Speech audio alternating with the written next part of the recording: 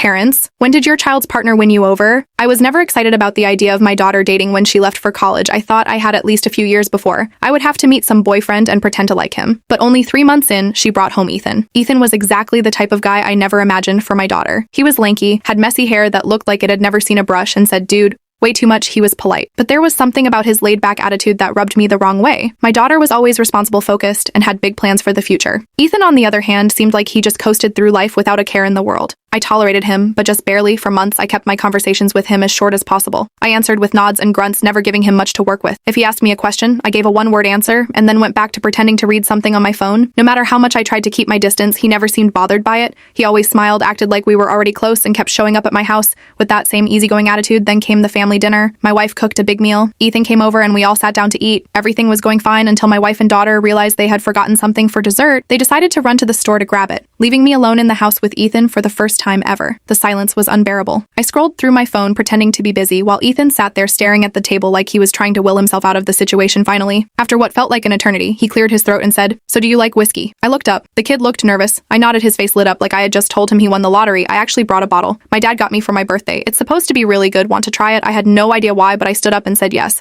At first it was just as awkward as before. We sipped our drinks in silence, neither of us sure what to say. Then he started telling me a story about how he tried to impress my daughter by taking her rock climbing. He ended up getting stuck halfway up the wall and had to be rescued by an instructor while she stood at the bottom laughing. I laughed too. A real laugh. I told him about the time I entered a chili eating contest to impress my wife when we were dating, only to throw up all over a state senator's shoes. One drink turned into two turned into more than I could count. We started talking about everything. Music, movies, embarrassing college stories. I found out Ethan was not as aimless as I thought. He had plans and was working towards starting his own business. He was not just carefree. He just chose not to stress over things he could not control. At some point, we got loud. We were laughing and shouting across the kitchen table. By the time my wife and daughter came back, we were completely drunk, singing along to an old rock song neither of us knew the words to. My wife looked completely unimpressed. My daughter stood in the doorway staring at us like we had lost our minds. Ethan grinned at my wife and said, "Ma'am, I love your cooking." That was it. I lost it that night, changed everything. I stopped tolerating Ethan and actually started liking him now. He is like a second son to me. I still do not know exactly how it happened, but somehow over a few drinks and a ridiculous conversation, he won me over, and honestly, I am glad he did.